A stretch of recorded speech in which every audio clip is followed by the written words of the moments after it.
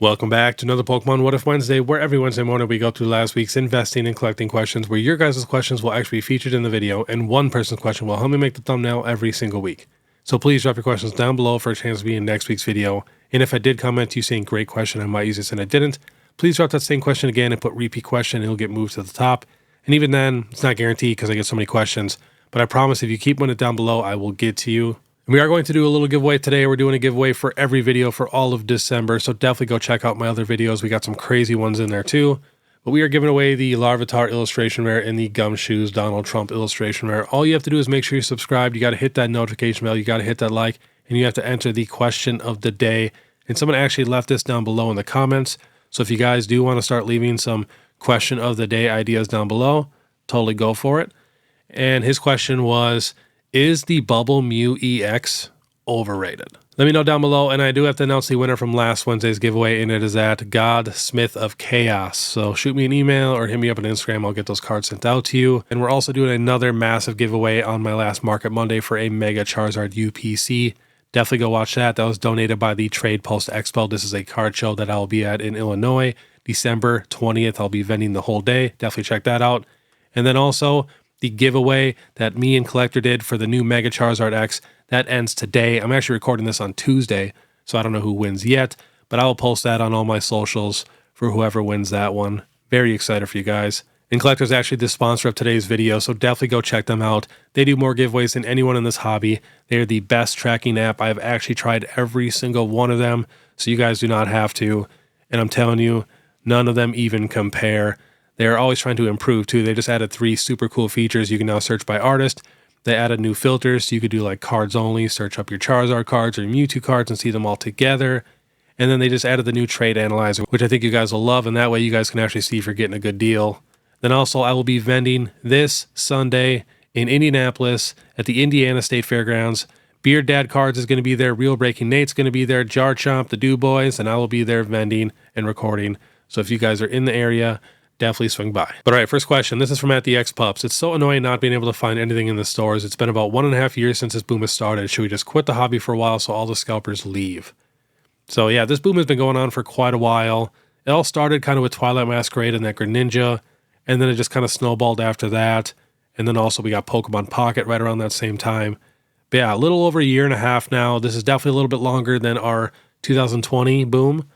I swear that was like a quick year, maybe even a little bit less. You know, some stuff obviously did good. But even then, we never even had every booster box over $125 at the same time for the Sword and Shield era. So it's really not even close.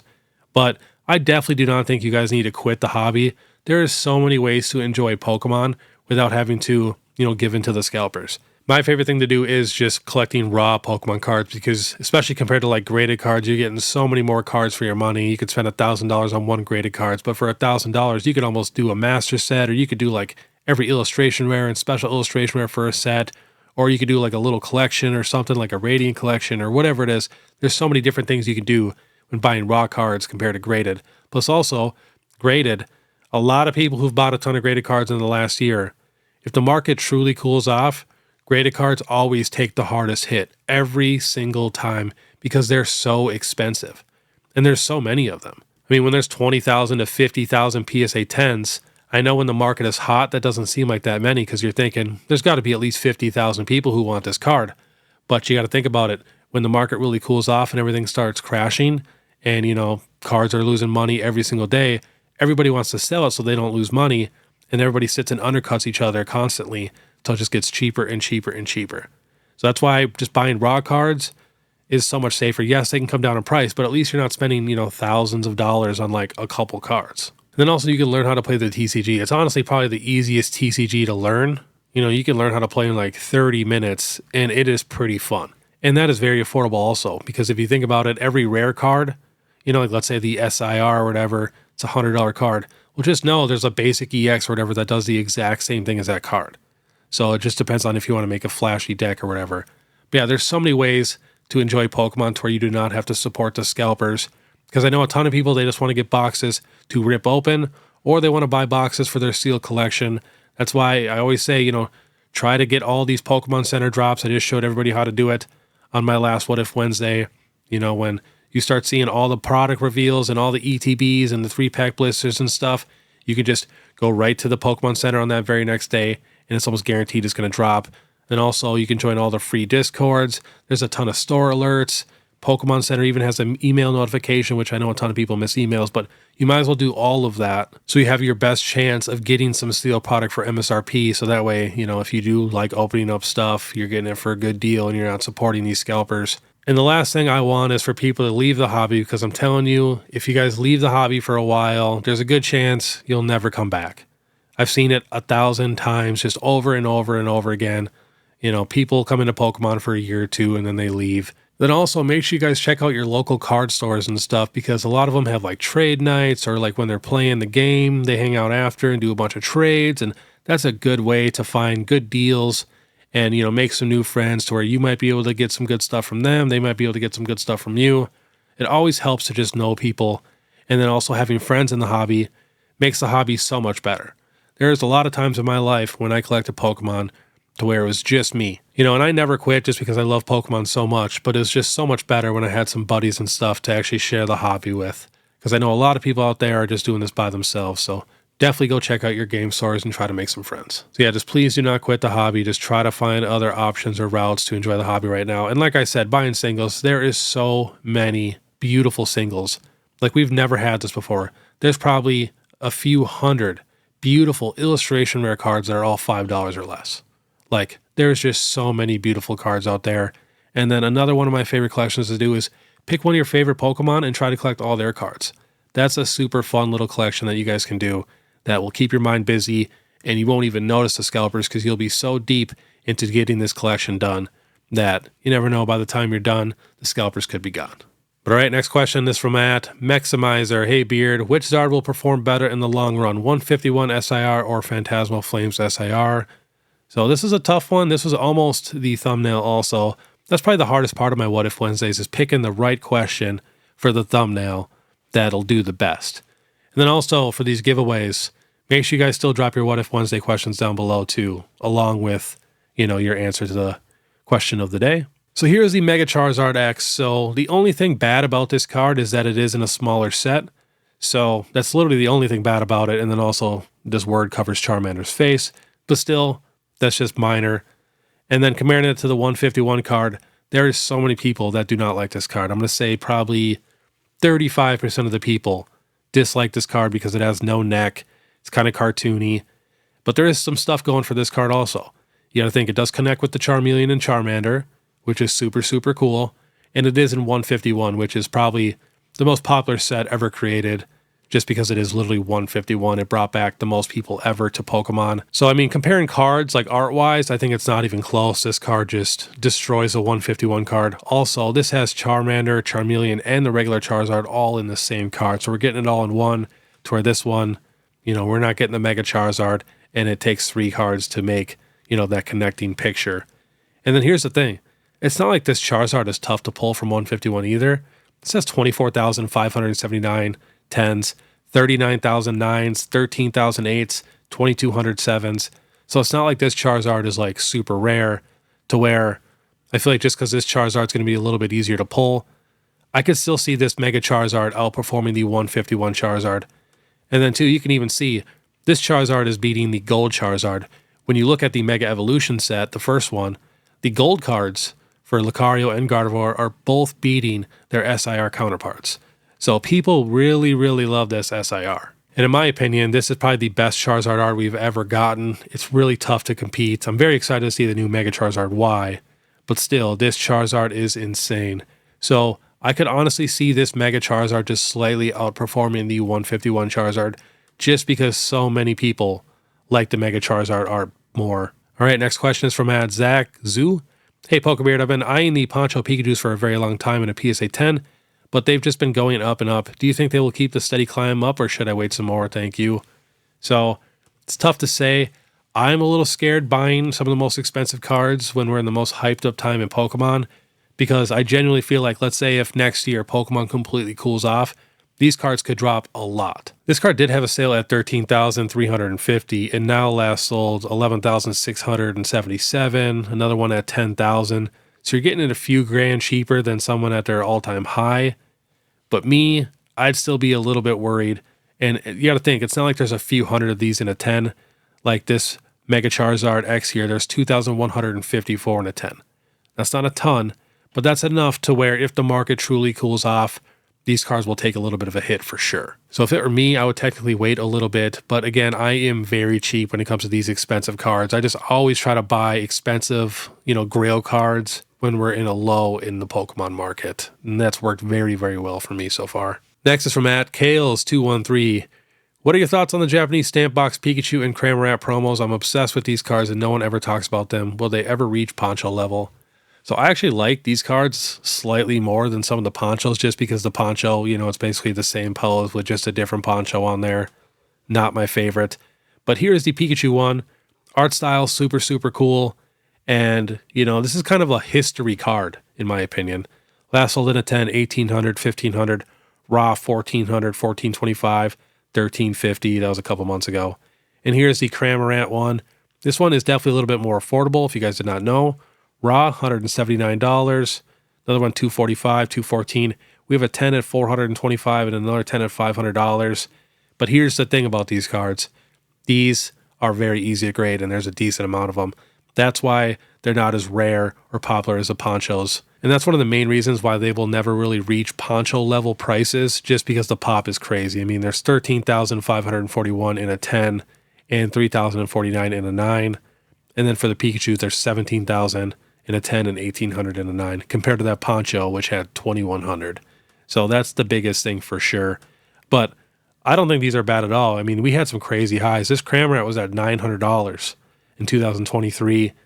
I think that's when it came out. But the low was $103 in September of 2024. And our recent high was about $500, but we do have one sale of $425. So maybe they're starting to come down in price a little bit. We will check this Pikachu. So we did have one high sale at $2K and now last sold $1,800.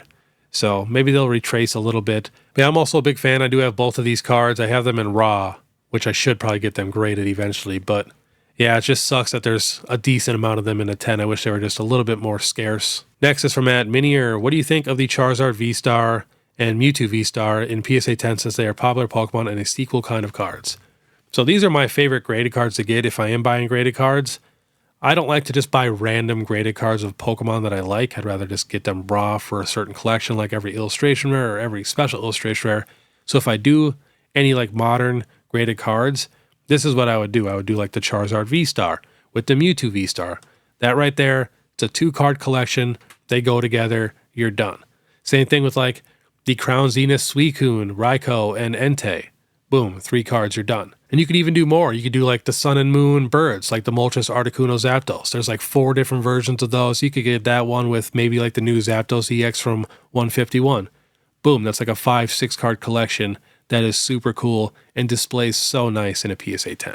Now the Charizard V-Star, this card is very, very tough to grade. There's 8,786 in a 10 and there's 25,000 9s and 9,000 8s. This got up to $1,080. Now last sold $600, $640, and it's starting to level out a little bit. So that's not bad at all. I mean, that's $400 off what people are paying.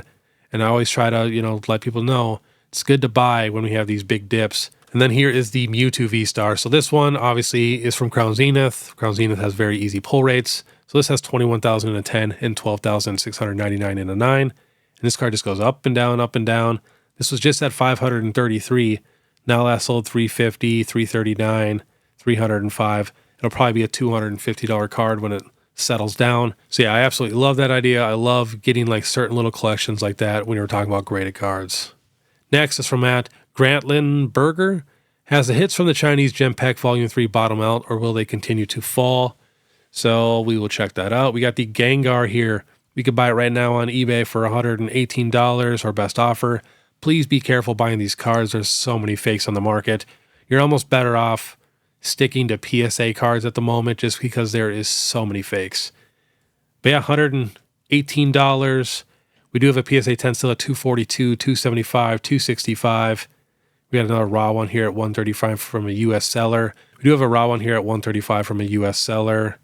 And then here is the Cubone, last sold raw $85. We got a CGC basic 10 at $100, a CGC 9 at $75. See here, one cheap raw at $36. That's super cheap. bunch of random graded companies at about 79, 80. And then here is the Ceruledge, last sold raw 18, 20, 21. And do we have any PSA 10 sales? We got one here at $137. And here is the Chandelure. This is literally a $10, $15 card. We got a bunch of CGC basic 10s here for 14, 13, and 13. And we have raw at 9, 17, one PSA 10 at $75. So I do feel like the Gengar will be probably an $80, $90 card if I had to guess. And I think Cubone will be definitely a $40, $50 card. So I do think they have a little bit more to go. But yeah, I'm with you. I've been watching these like a hawk. I'm also collecting every single Chinese exclusive. Next is from Gary Stone. I currently own a Star Seller account on TCG and have always wondered if vending would be better. I've never vended, but what kind of fees are associated with it, and what would be the best advice you could give for someone vending for the first time? So I definitely recommend vending. I like vending so much more than selling online. That's why I don't even sell online anymore. Like, I have a ton of cards that I could sell on eBay, TCG Player. I have a crazy eBay store with, you know, super good ratings with thousands and thousands and thousands of sales that took me like 15 years to get. But I can't stand it anymore. I hate packaging up stuff and shipping cards out every single day. I don't want to do that. That's why I can technically get distribution right now, but I don't, because I don't want to have to sit and sell sealed products constantly. That's why I just like doing these card shows for fun. I don't even bring a ton of sealed products. I pretty much just bring whatever people want to sell me. And even half the time I try to get more unique stuff. I don't buy everything that people bring me, but definitely try vending. The only cost really is just a table, which is probably on average $100 a day. And then, you know, you can get a couple cases on like Amazon or whatever for like 50, 60 bucks, and then just have a couple binders, and that's all you really need. But the best thing about vending is the deals and collections. You got to think people are bringing you stuff to sell. And as an online seller, you know how difficult it can be sometimes to find those good collections and source those big ones to where it actually makes it worth it to buy it and break it all out and get a bunch of cards graded and, you know, do all that. So definitely try vending. Your first time is probably not going to be crazy because no one knows who you are. But once you go enough and you're, you know, nice to a bunch of people and make, you know, good deals, you will also get good deals. And you'll even get a lot of good deals from other vendors sometimes. You know, a lot of vendors help each other out. So I definitely recommend it. And then I always give everybody the same advice for all new vendors. Just make sure you guys price out everything the day before. People hate it when stuff is not priced out. It just drives me nuts. And then also make sure you are always slightly under market, because you got to think, especially now with Modern, there's going to be 50 other vendors with these same exact cards that you have. And if you are slightly under market, you'll get a lot more sales, because you got to think there's going to be so many people that are right at market or even over market. You got to think people do a lot of shows and sometimes they get lazy and they do not want to price out cards for every single show. So a lot of times their cards might be overpriced a couple dollars to where, you know, if your card is under market and they go check TCG Player, I'm like, oh, I can get a few dollars cheaper here. They're going to buy it from you every single time. And then just make sure you have good variety. You know, I have a Japanese binder, I have a modern binder, I have a vintage binder, I have a case for slabs, I have a case for vintage, I have a case for mid-era, I have multiple cases for modern. You know, I got some random sealed stuff. I even have statues. Just try to have the most variety possible to where you got stuff for everybody. All right, next question is from Mountain Peak TCG. Hey, Beard, what sets years would you consider mid-era? People's opinions on that era vary, and I'm looking for some clarity. That's actually a super tough question. I actually heard a couple kids the other day talking about tag teams, and one of them said that's vintage, which made me feel super, super old. That is definitely not vintage. But you know, it does change with time. You know, the more years we have in Pokemon, stuff does eventually become vintage. So if I had to put like some dates on it, probably like 2007 to like 2015, you know, something like that. All right, next question is from Shavasphere. I know coin flips are a thing. Have you done coin flips, and what is your best one? I've actually never done a coin flip before. I usually just give people the deal that they want because I'm very negotiable when I'm vending. And I know what I paid for everything pretty much, to where if I'm not losing money on a card, you know, it's not a big deal if I just sell it for what I got it for, because I'm going to make money on, you know, 100 other cards. So I'm usually down to give super, super good deals. And then that way people have a great experience. They'll remember that forever, and they will always come back and buy cards from you and support you.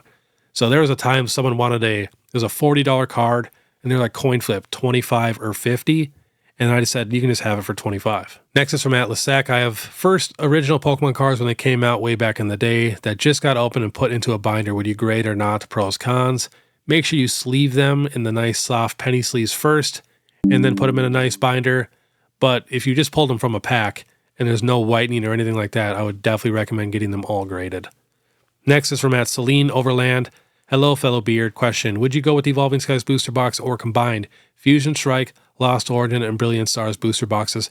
Thanks for the chill vibes. So whenever you're doing a thing like this, just imagine, is it going to be easier for Evolving Skies to go from 2,000 to 4,000? Or would it be easier for Brilliant Stars to go from like 450 to 900? Or Lost Origin from like 600 to 1,200? Or Fusion Strike, which I think is 800 now, to 1,600? So that's the question you always have to ask yourself.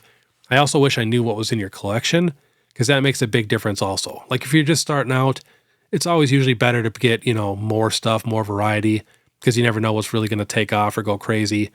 But let's say you already have a ton of stuff and you don't have any Evolving Skies, I'd probably go with Evolving Skies. But all right, next question is from Golden Ponyboy. Hola El Beardo. In the future, which product in special sets is the best thing to invest in, ETB or booster bundle? Where did you buy the sleeve booster pack hanger behind Mew? Love the amazing work. You're doing great. Keep it up. So you can buy these sleeve booster pack hangers on eBay all the time. They range from like $60 on the low end to probably like $140-ish, depending on what set it is. And they do like fold up very nicely. So yeah, definitely check eBay. There's usually a bunch of them on there. So I do think ETBs are slightly better. We're getting more packs. And then also we're getting that beautiful promo, which a lot of people do need for their collections. But I do think booster bundles are amazing products also. You really cannot go wrong with either. And I do think booster bundles will sell easier and more often than ETBs when these sets actually get older. Just because, you're just guaranteed to just get the packs. You're not paying for like the promo and all the extra stuff in the ETB. So if someone actually wants to rip something open of like an older set, they'll probably choose a booster bundle over an ETB. But like I said, you cannot go wrong with both. Next is from Roughnecked. Why do you think Ascended Heroes has easy pull rates? Could also be like Prismatic? No. Well, Prismatic didn't have illustration rares or, even like full art like the Mega Attack rares or anything like that. So there's a lot more variety in this Ascended Hero set. So I have a feeling this set is going to have much easier pull rates. Next is from a member Cult of the Yarn. Question: Statutor when? Statutor right now.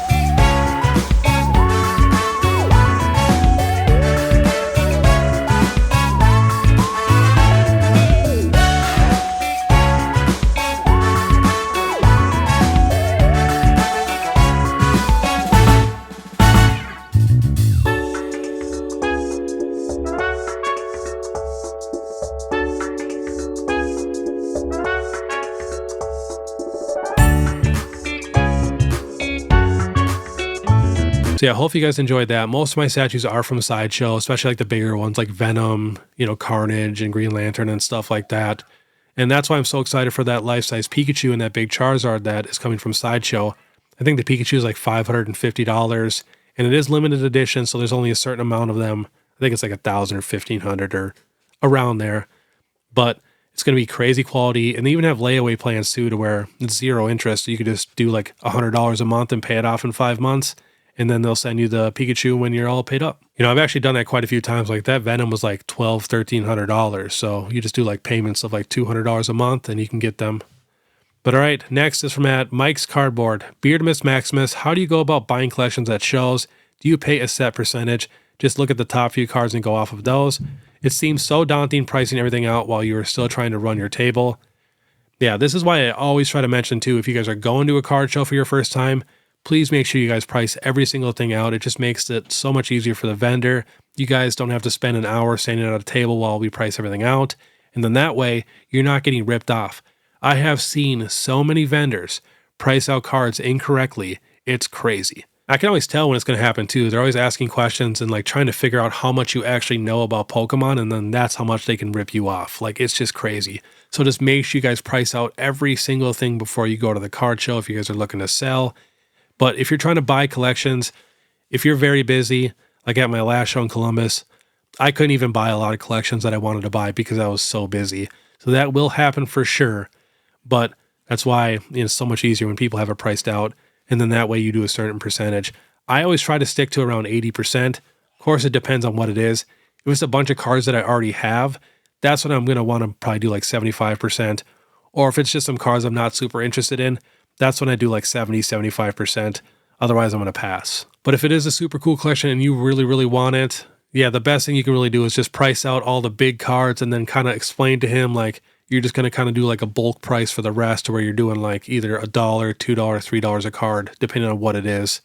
But yeah, that does suck for sure when you're busy, especially when you're by yourself. I vend all the time by myself, and it sucks trying to do deals while pricing stuff out. And last question is from @3J Spango. Hello, Mr. Beard. With most of your high-end cards collectibles being in storage away from your house, how do you get the chance to appreciate them? I feel like the best part of owning a grail is having the chance to look and hold them. Do you make time to visit your storage unit to appreciate, or do you appreciate them some other way? Thank you. So yeah, when I do go there, I am there for quite a few hours. But one of the main reasons why I do that is I really have a problem. I like to take cards out of the sleeves and look at them and feel them and appreciate them.